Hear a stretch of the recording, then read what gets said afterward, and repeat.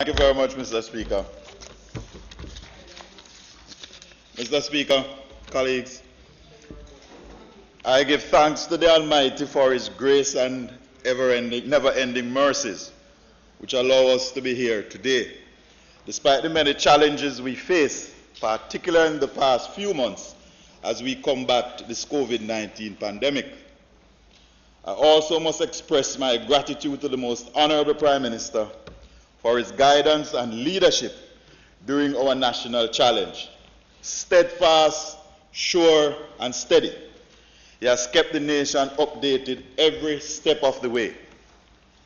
He was humble and apologetic when needed, decisive and confident when necessary. He engaged our people. Prime Minister Holness is the embodiment of a true leader. Like the vast majority of Jamaicans, Prime Minister, I am grateful, happy, and glad that it is you and this administration that is leading Jamaica during this pandemic. To all the members of staff at the Ministry of Health and Wellness, ably led by the consummate and compassionate Dr. Christopher Tufton, a grateful nation says thank you. To all our frontline warriors, our essential service workers, security personnel, workers in the public passenger industry, our farmers, our political leaders, the network of supervisors, indoor and outdoor agents, runners on both sides of the fence, thank you for leveraging your time and energy so that the poor, the disabled, and the vulnerable could be reached with a care package. We thank our media workers, our social media bloggers, for keeping us informed. Mr. Speaker, my greatest thanks and tribute is for the people of our wonderful country, Jamaica. They have given their support and sometimes criticism, which continue to guide me to do the best I can to serve them. We united in the face of this virus. We rose to the challenge. We assisted each other. We obeyed the regulations. We cooperated as a nation. We became our brothers and sisters' keepers. We, all Jamaicans, here and abroad, asked our eternal Father to bless our land, and He did. Because He guarded us with His mighty hand and kept us free from evil powers, He was our light through countless hours. Mr. Speaker, I have been given the support of Permanent Secretary Dr. Alwyn Hayes, the directors and staff members of the Ministry of Transport and Mining and its related agencies, departments, and bodies. They have trusted me as I lead this ministry, and I am grateful for their confidence in me.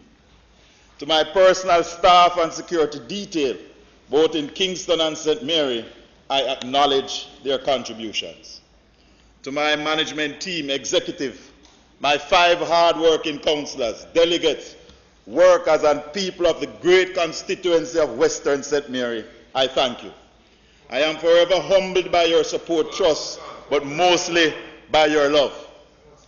It is said that if you love the people, they will love you back. Well, I love the people of Western St. Mary, and they have loved me back. They demonstrated their love in 2016 by making me the politician with the most votes in that election, 11,710 votes.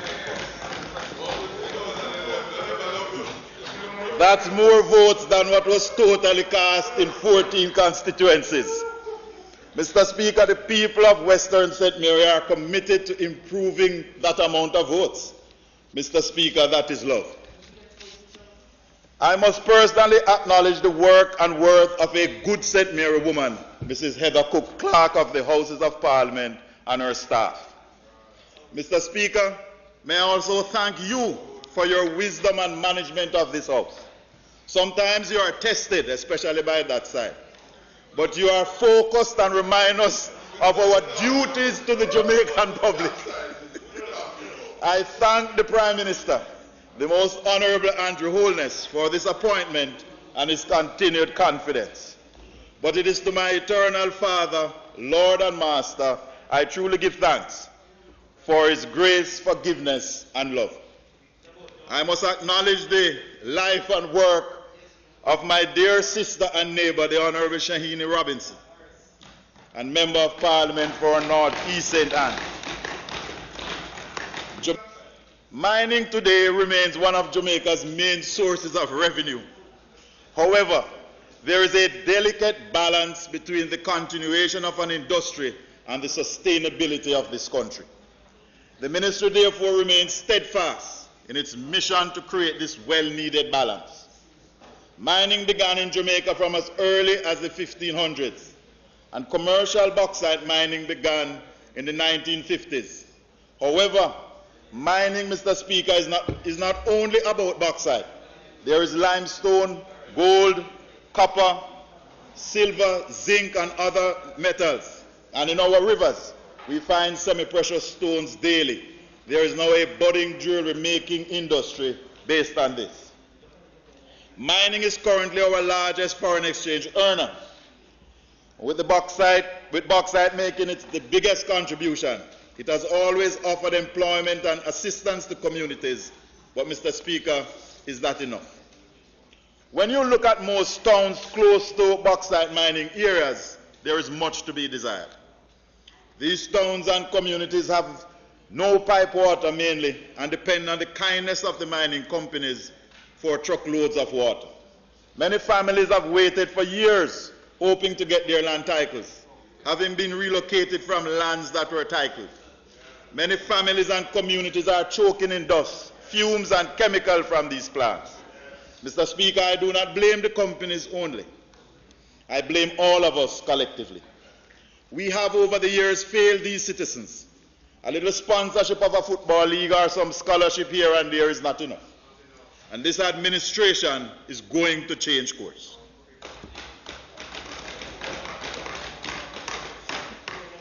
We have had discussion with my colleagues and we are going to take on the water challenges in these communities. The Jamaica Bauxite Institute, along with the National Water Commission, is putting together a medium to long-term plan to treat with this issue. I ask for the commitment of this House that we will unite to see this through. It won't happen overnight or all at once, but it is important that we deal with this matter once and for all. This is not enough, but we have to start somewhere. Mr. Speaker, I took chairmanship of the Bauxite Land Titling Committee, and we have issued only 250 plus titles since then. This is not good enough. Persons who have been displaced have been without titles for periods up to 50 years. It is a disgrace and it should stop. It must stop and it will stop. We have consulted with the Attorney General's chambers and have gotten the go-ahead to use the powers of vesting orders under the Bauxite and Alumina Industries Special Provision Act to assist. This, along with the recently passed amendment to the Special Provisions Act, will ensure that more titles are issued. Once the land is vested in a person or entity, the Commissioner of Lands will not need to look beyond the vesting order, but to proceed to title. This facility was always used to help the companies. This time, this government is going to use it for the first time to assist the almost 5,000 families that are waiting on a title. However, we have ensured and enlisted the bauxite companies' assistance that the basic infrastructure must be put in place by them so that people will not only get titles but infrastructure. This includes roads, light, and water. Years ago, Mr. Speaker, the government of Jamaica entered into a borrowing arrangement with the Noble Group for approximately US $142 million, along with a mining agreement which allowed for a special mining lease to be used as security for the loan. In addition, a second measure of security was agreed upon, a marketing arrangement that allowed Noble to market our alumina. Although this agreement was better than what was there previously, it can be improved for Jamaica's benefit. As a result, we have made additional borrowings over the years to fulfill our obligations for working capital. So far, we have racked up an additional $150 million. Mr. Speaker, we owe as a people approximately US $300 million. Mr. Speaker, if we had put the US $142 million that was originally borrowed on a fixed deposit account, we could have paid our workers at the plant from the interest until they retire. but we have an agreement that must be respected. The Minister of Finance is currently in negotiations with Noble for an amicable settlement and solution. The proposal is for an incorporation of the joint venture, which will be listed on the stock exchange eventually. However, if a solution cannot be found, the security from the special mining lease, the bauxite ore, will be utilized to liquidate the debt and our obligations. As soon as those discussions with the Minister of Finance and Noble are completed, this House will be informed. Mr. Speaker, let me move to the cockpit country. Much has been said about the cockpit country. Mr. Speaker, the government of Jamaica recognizes the value and importance of the cockpit country to this nation. That is why it took us 2 years of consultations, studies, before we decided on the published boundaries of the cockpit country, including the then suggested buffer zone. Our Prime Minister, Mr. Speaker, personally looked over the reports and with the full support of Cabinet and this House, expanded what was recommended as the cockpit country protected area and included the buffer zone into the formal cockpit country. As a result, almost 10% of Jamaica's landmass is in this cockpit country protected area. This government, Mr. Speaker, went further and came to this House and sought the consent of the members for an order to be published setting out the boundaries of the cockpit country protected area. This action, for the first time, legally defined the region and prohibited mining, farming, building, burials, or any commercial activity in the cockpit country protected area. This order goes further to state that important cultural sites that are outside of the published boundaries will also be protected. It protects important geomorphological structures equally. So when we say that there will be no mining in the cockpit country, we not only mean it, we have placed that commitment, not a promise, but a commitment with legal protection. That notwithstanding, some citizens have raised some concerns about discomfort.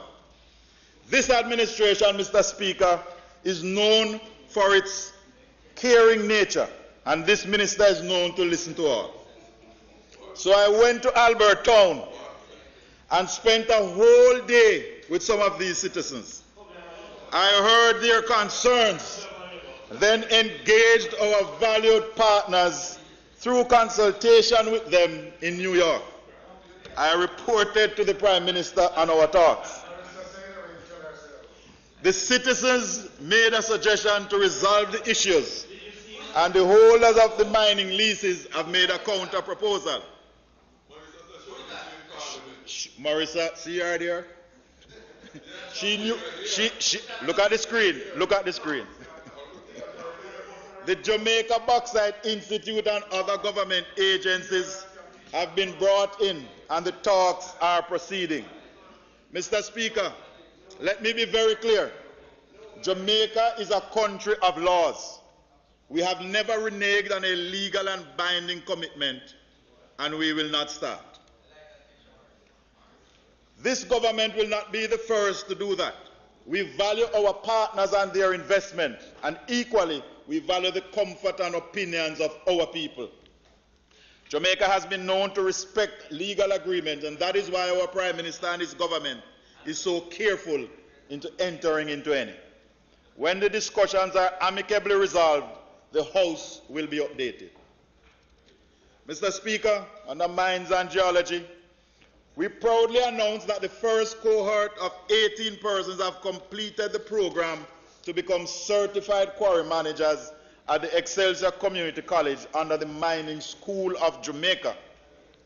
And this mining school was a brainchild of the former Minister of Transport and Mining, the Honorable Lester Michael Henry. Through the ACP EU Development Minerals Program, a surveying drone was acquired to support more thorough inspections of quarries and mines. It is also used to estimate the stockpile material for an accurate determination of the quantities of minerals produced so that the true resource royalties and taxes can be assessed and levied and paid. Jamaica participated in the Mining Policy Framework Assessment conducted by the Intergovernmental Forum on Mining's Minerals, Metals and Sustainable Development, and the Inter-American Development Bank's technical support has also been provided to Jamaica's limestone industry value chain development project implemented by JAMPRO and the PIOJ, where value-added limestone products are being examined for economic gain. Within the year, studies on marine industrial minerals will commence as the division seeks to determine the volume of construction material at the spits in the sea in St. Thomas and Clarendon. The Mines and Geology Division recorded the collection of some $826.8 million in royalties, which is $110 million over the targeted 710. And this has made our Minister of Finance a very happy man. Mr. Speaker, this is an excellent and commendable performance by the Mines and Geology Department. Additionally, 40 special exclusive prospecting licenses were processed. Notably, 33 of these were to a local company, Geophysics, to prospect for gold, silver, copper, and other base metals. From the mapping reports, most of the locations and prospects are favorable. The company has actually started a test well to confirm their findings. Mr. Speaker, if ever commercial quantities of these metals are to be found, this Jamaican-owned company will be the one. We must congratulate Robert Stewart, principal of the company, for the use of technology, the training of over 30 geology students, the sharing of technical data, and mostly his respect for the land and the environment. Mr. Speaker, the ministry has seen to the successful implementation of the water harvesting and greenhouse cluster project in collaboration with the Jamaica Social Investment Fund under the Rural Economic Development Initiative through the Jamaica Bauxite Institute in bauxite communities. Under the project, some 160 greenhouses were established through this partnership, and the JBI continues to provide oversight and guidance for the cluster farmers involved.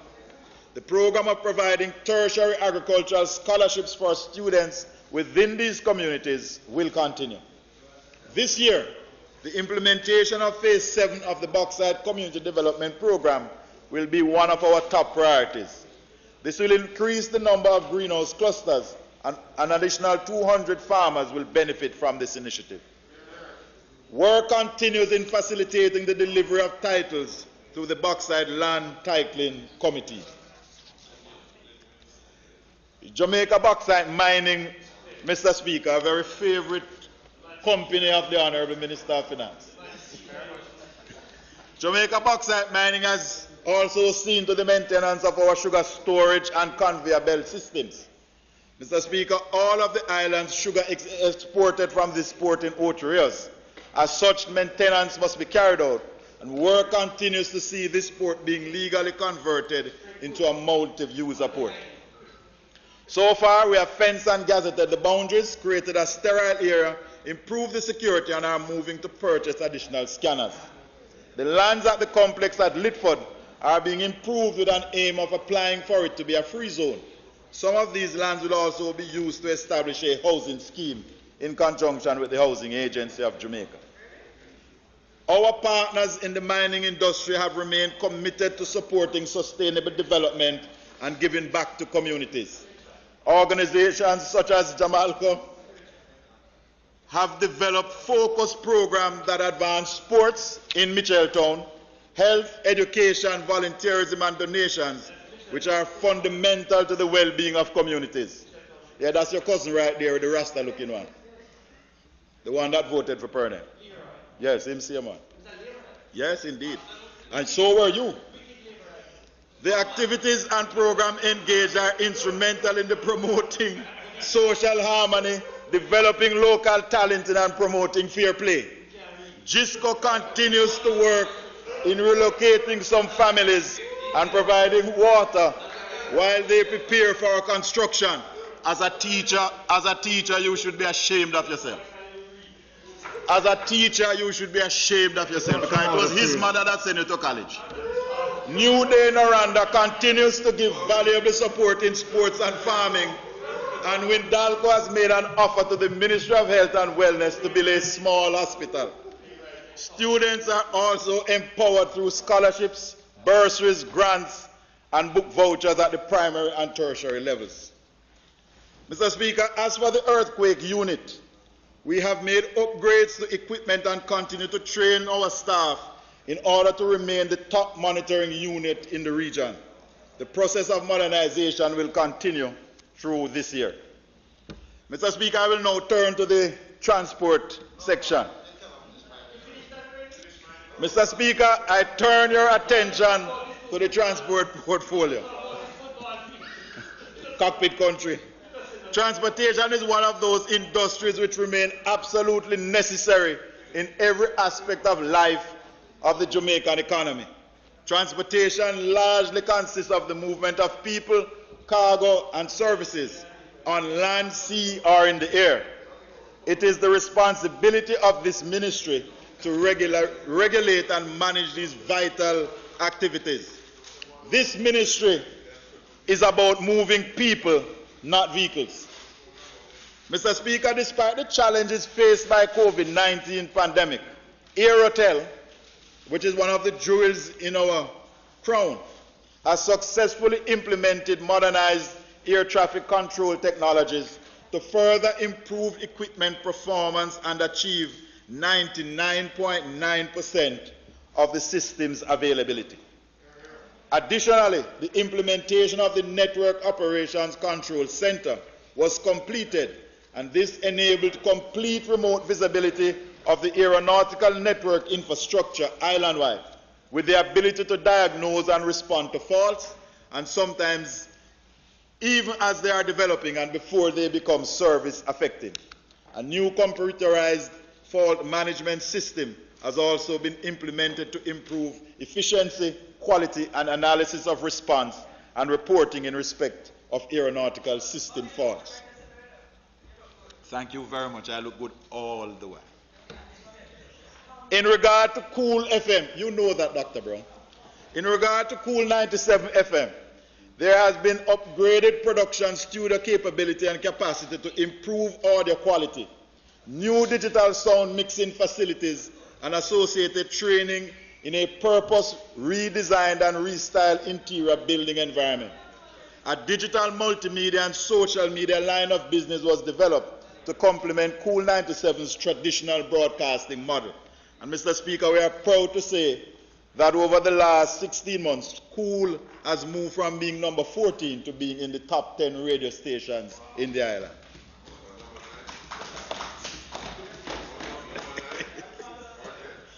With the successful privatization of the Norman Manley International Airport to PACAL, the Airports Authority of Jamaica will complete some projects already contracted, even while PACAL will implement capital works totaling some US 200 million, which includes runway expansion.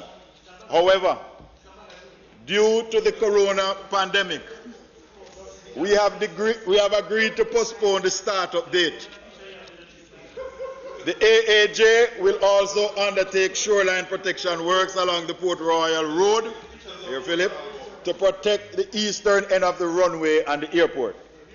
The Jamaica Civil Aviation Authority issued for the first time the Aerodrome Operating Certificate dated October 4, 2019, signifying that the Norman Manley International Airports Limited had met the requirements to operate as an international airport.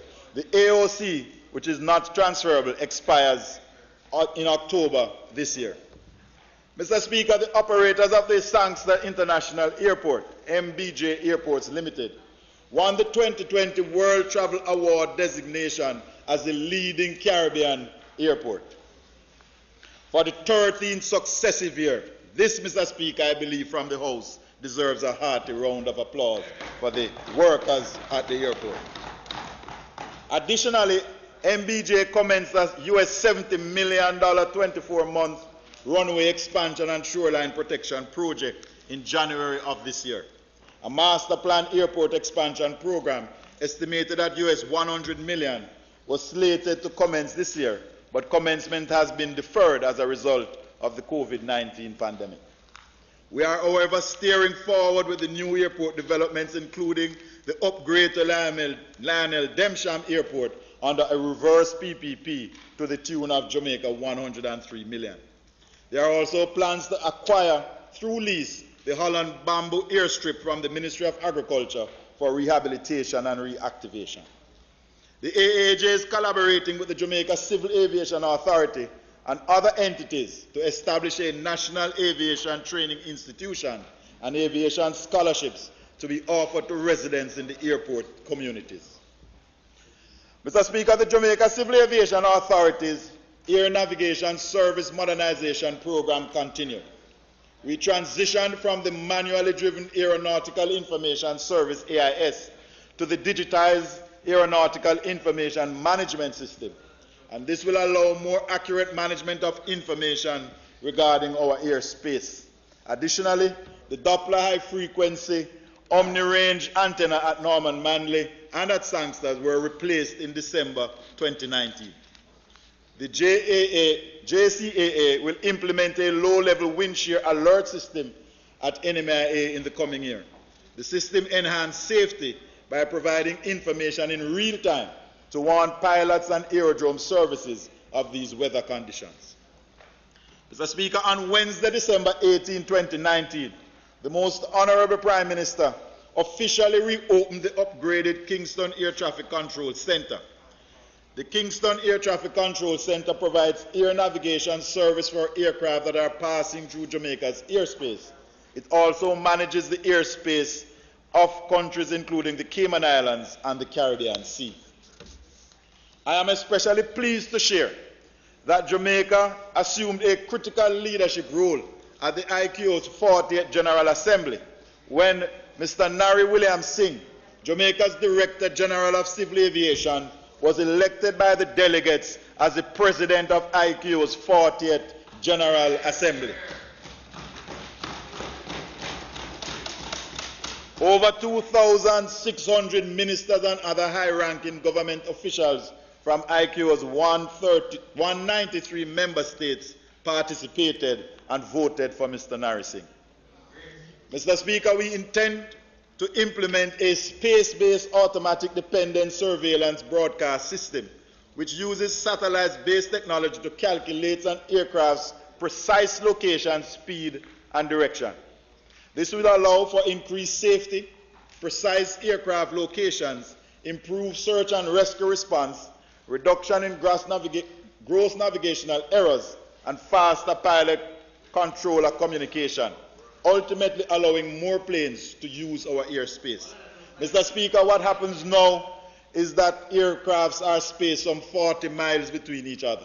With this new satellite-based system, we'll be able to put them some 10 miles apart. And also, even if a plane goes down, we will know precisely where it is.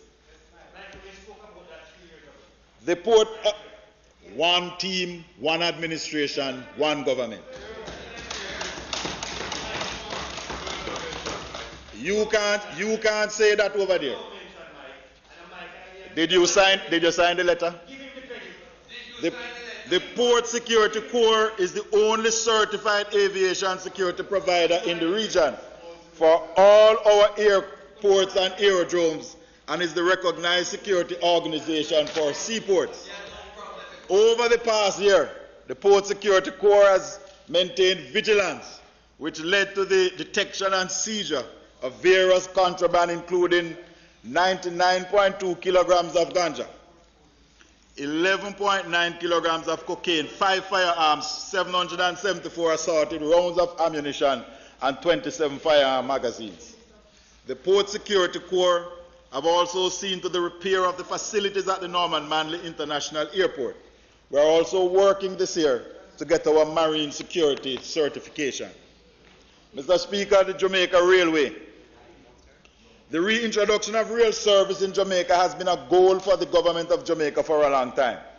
Work continues to make this a reality.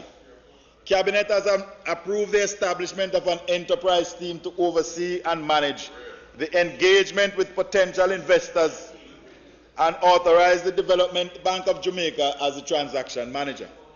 The change in modality was to ensure that the government and the JRC would utilize a vehicle for the privatization process that would ensure the best operational, legal, and financial outcome for all the stakeholders. The Student Passenger Rail Service Project, which has been one of the short-term goals of the JRC, this is still on the books, and we continue negotiations with the various entities to make it a reality in the near future, despite the setback due to COVID-19. The Ministry of Finance is committed to finding the 200 million, just like how it will never happen what you want. The position that you look in will never happen as well. As social distance will have to be maintained, and rail offers the most economic way to go forward. Toll Authority. Mr. Speaker.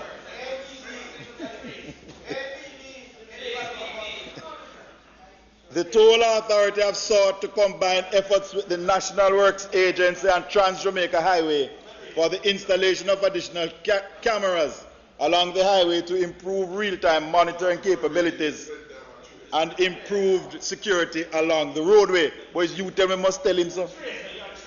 Fitz, no, you tell me, must tell the man that. There has been an aggressive monitoring of operators to ensure compliance with the Toll Road Act. This was achieved via the routine inspection of infrastructure, traffic control management, employee safety practices, observation of traffic flow, and backup and post-monitoring activities. You will note as we drive on our highways the improvement to the escape lanes. Maritime Authority. Mr.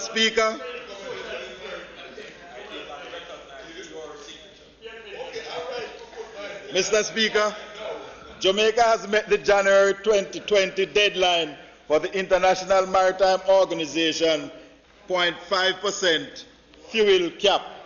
Legislation is far advanced to regulate the bunkering industry. I am pleased to announce that Jamaica was successfully re-elected to the IMO Council in December 2019, and Jamaica was also re-elected to chair the IMO's number 3 subcommittee in 2019, which deals with implementation of the IMO's instruments. We are working on several pieces of legislation in respect to the maritime industry, including the legislation to implement the Maritime Labour Convention. And Mr. Speaker, I'm pleased that this morning I was able to sign the Cabinet submission, so the Maritime Labour Convention amendment to the Shipping Act will be laid in the Parliament very soon. Mr. Speaker, this will ensure that the crew aboard ships, including those in the hospitality division, will enjoy decent living and working conditions on board ships, including the right to be repatriated when their contracts are terminated. Legislation to incorporate the MARPOL Convention, which addresses the prevention of pollution from ships through oil, garbage, and other substance, sewage and air emissions, is in an advanced stage and is expected to be passed in Parliament this financial year. The legislation, when passed, will offer very high fines for those polluting our waters and will establish the regulatory framework for managing the growing bunkering sector. You were to sign the letter in. Mr. Speaker, going forward, we will implement a new model for the growth of Jamaica's ship registry. Cabinet gave approval for the process to engage a private investor partner for the operation, management, and financing of the Jamaica Ship Registry to move to the transaction phase. This will see the identification of an appropriate partner. It is expected that the PPP will be concluded in this financial year. Mr. Speaker, we express gratitude to the government of Korea for providing a scholarship for a Caribbean Maritime University student, Devon Wilson, who will be pursuing a master's degree at the World Maritime University. Mr. Speaker, road safety. This month is Road Safety Month, and we are still plagued by too many road fatalities. The Road Traffic Act regulation is at the final stage of completion and will soon be taken to Cabinet and then laid in Parliament. After that, we will undertake a rigorous public education program and aggressively pursue strategies to combat the high road fatalities.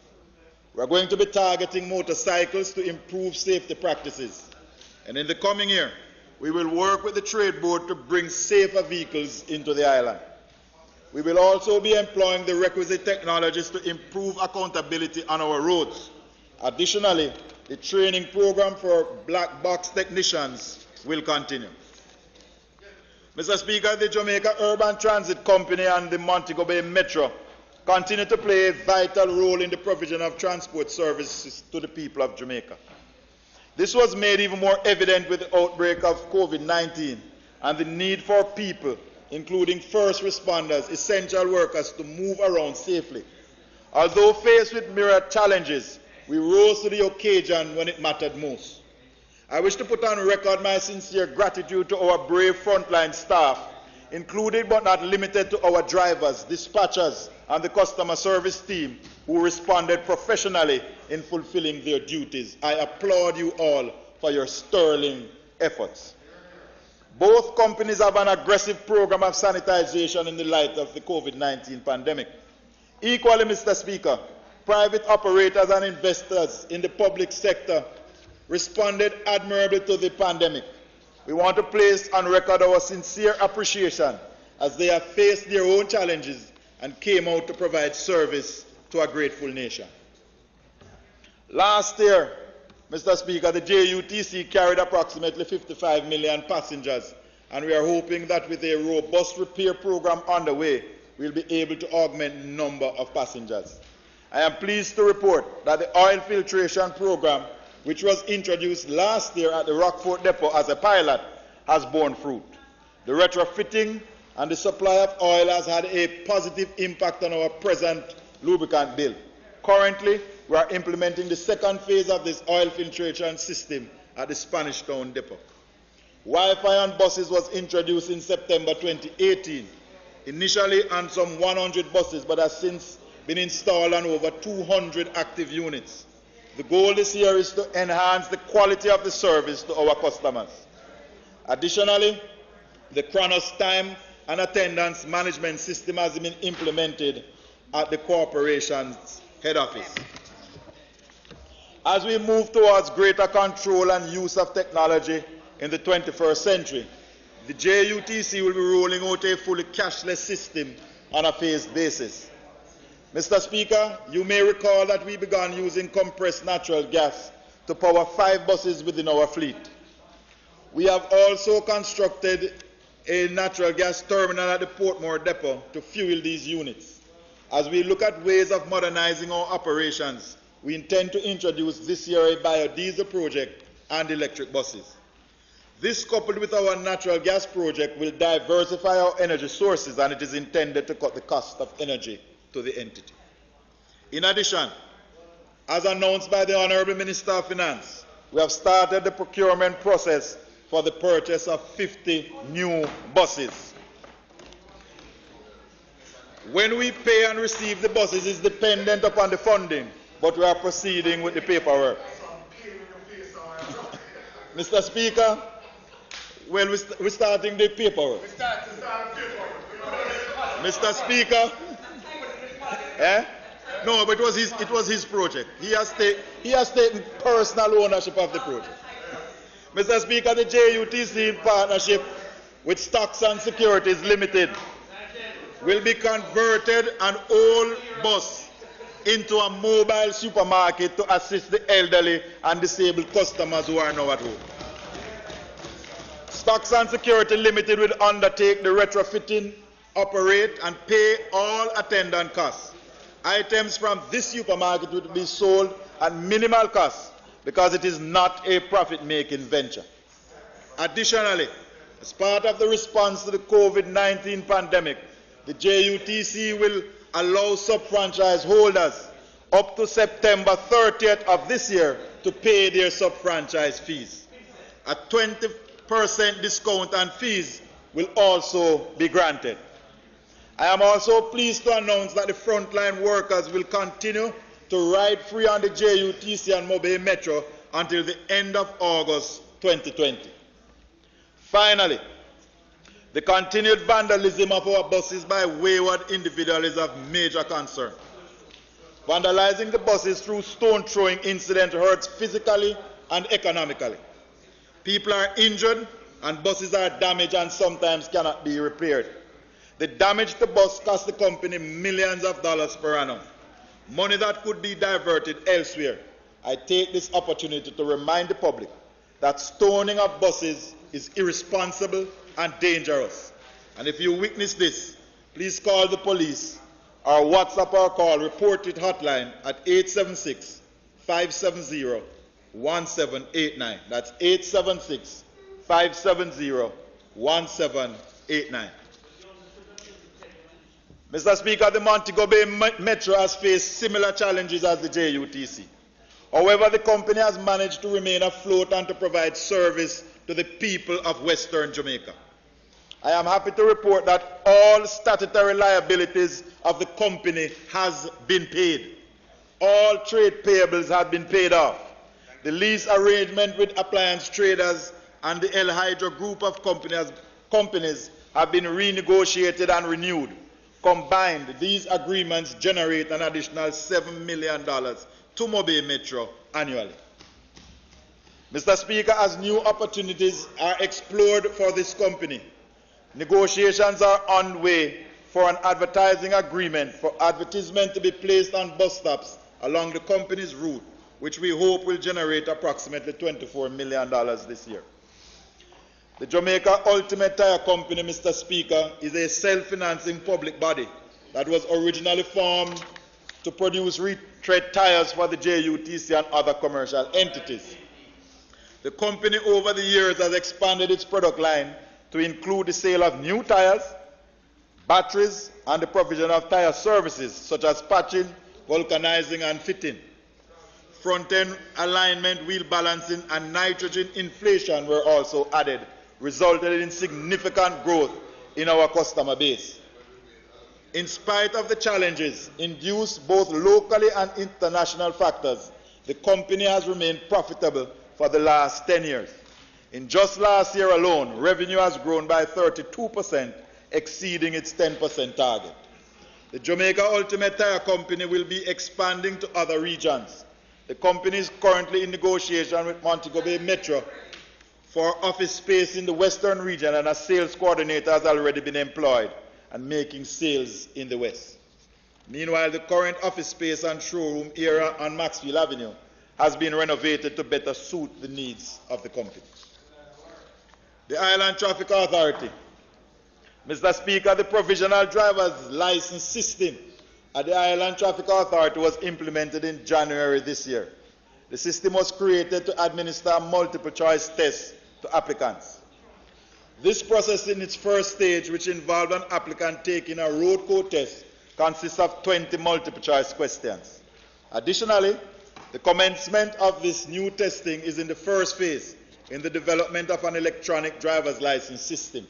As of March 15, 2020, a total of 3,407 applicants were tested. There will be a 3-month pilot testing for the geofencing system regarding certificate of fitness.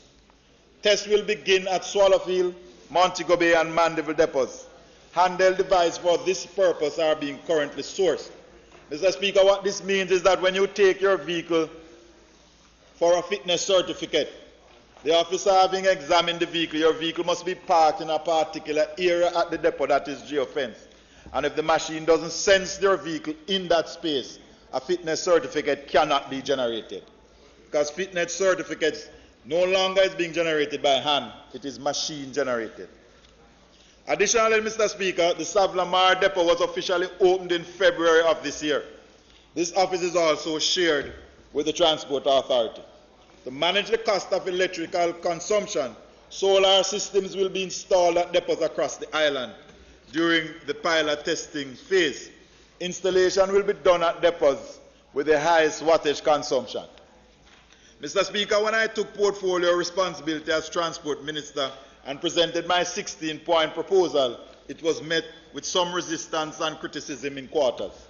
Today, with consultation and input from industry stakeholders, a number of strategies were implemented to improve service quality, order and safety in the public passenger transport sector. Since you are the MP down at trial, I want to be happy to tell you that we just installed a solar street light there. Yes, sir. Mr. Speaker, as a result of that visionary plan, we were able to respond favorably to the concerns about crowding and lack of social distancing. Thank you.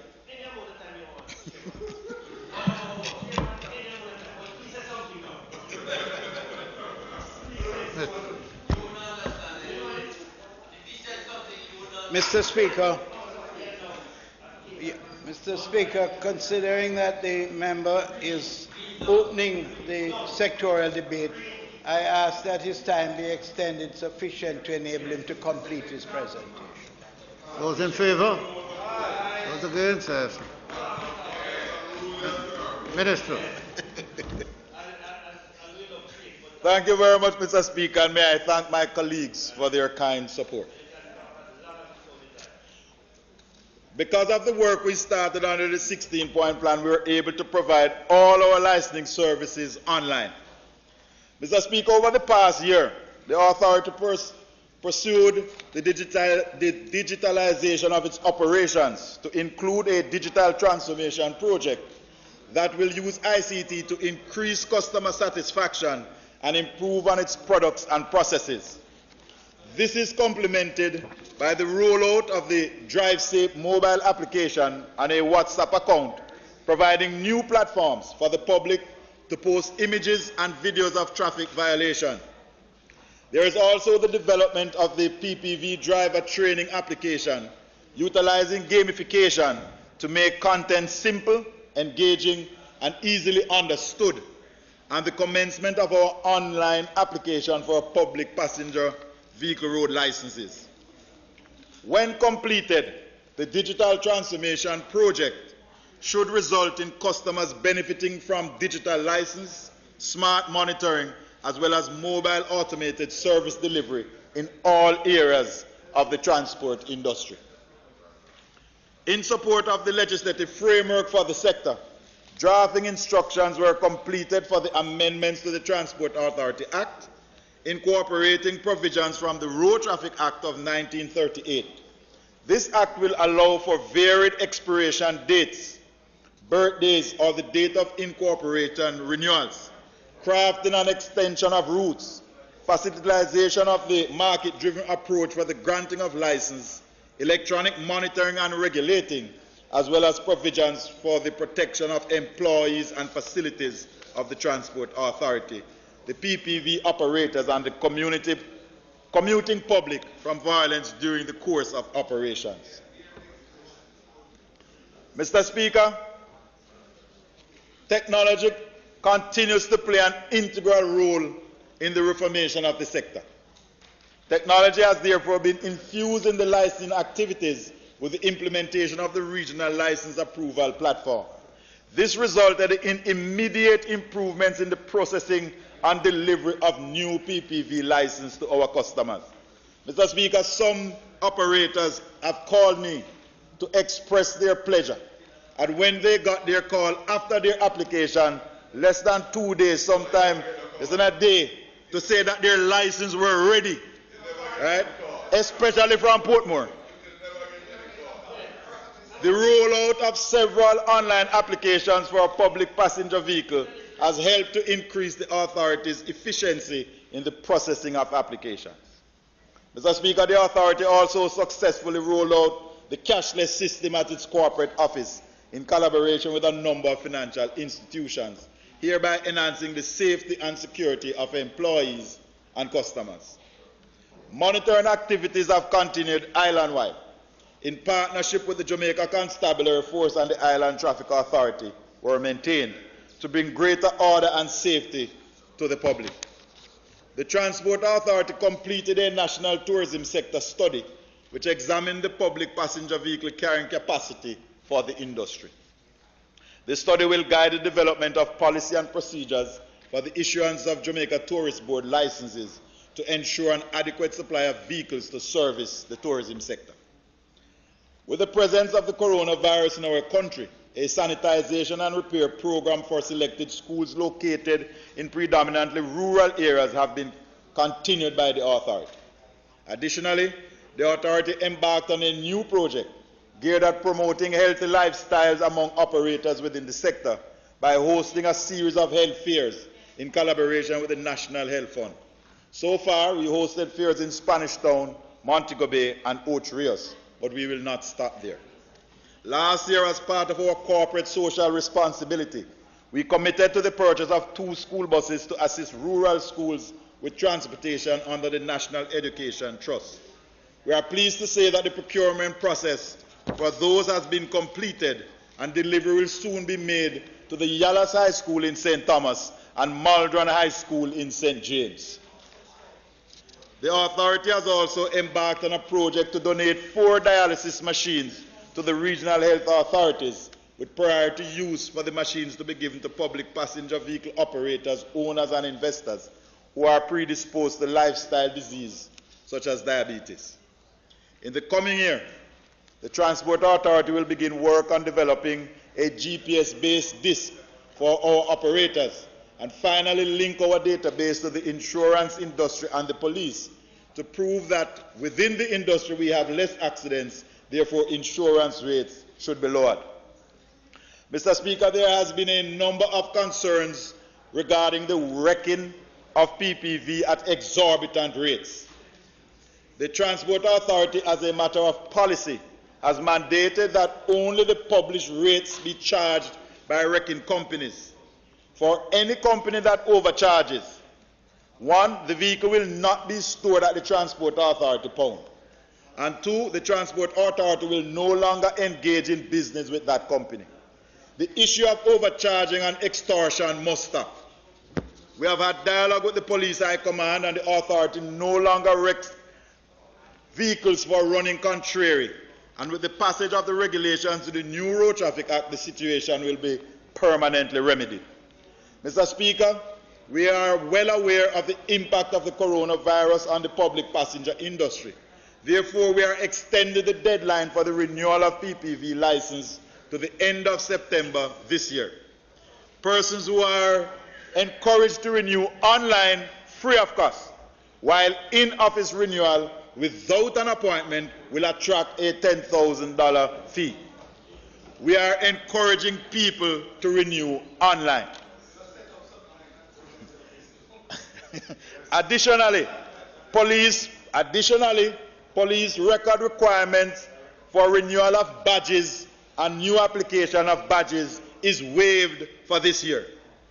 Persons who wish to change the class of their license will be allowed to do so free of cost, provided they meet the authority's requirement. So, for example, a Juta man with a stage carriage wants to convert to rural stage. He will be allowed to do so once he meets the other criteria, free of cost. However, Mr. Speaker, Hackney licenses in the Kingston metropolitan region will not be a part of this. There is still a hold on the issuance of Hackney licenses within the Kingston metropolitan transport region. We urge members of the public passenger industry to make their applications to the Government K program and to use the proceeds once received wisely. Each person is also encouraged to closely follow the Ministry of Health and Wellness protocols in the response to the coronavirus. The Prime Minister, we went to Highgate. We went there, sir. No, we went there, we left Highgate about 2 o'clock. Mr. Speaker, the protocol is announced by the Prime Minister on Sunday allow taxis and route taxis and contract stage and all classes of taxis except buses to carry the amount of persons that is on their license going forward. Mr. Speaker, this portfolio is charting the course towards prosperity. Like all things, We face challenges, but we are ready to step up to the task. We continue to work because we have an obligation to the people of Jamaica to do what is best for this nation. This government is one that listens, consults, and adjusts accordingly because we don't have all the answers. So we form partnerships for the greater good of this country that we call home. Mr. Speaker, during this pandemic, respective portfolio ministers will outline their plans to face the realities. But have no fear, have no doubt, Mr. Speaker, this government will weather any storm, any recession. We have the ideas and we have the projects. We have the will, and most of all, we have the love of the people. It is our fervent wish, our expectant hope, and the desire that all Jamaicans, including those on the other side, will unite and fulfill our civic duty, standing side by side, so that Jamaica can move forward because better days are coming. Mr. Speaker, we are well on the way to prosperity. There are many challenges, but we are on the way. The Ministry of Transport and Mining remains committed to being the driving force behind a sustainable and reliable transport system, as well as a responsible and profitable mining industry, so that Jamaica may, under God, increase in beauty, fellowship, and prosperity. Mr. Speaker, thank you very much.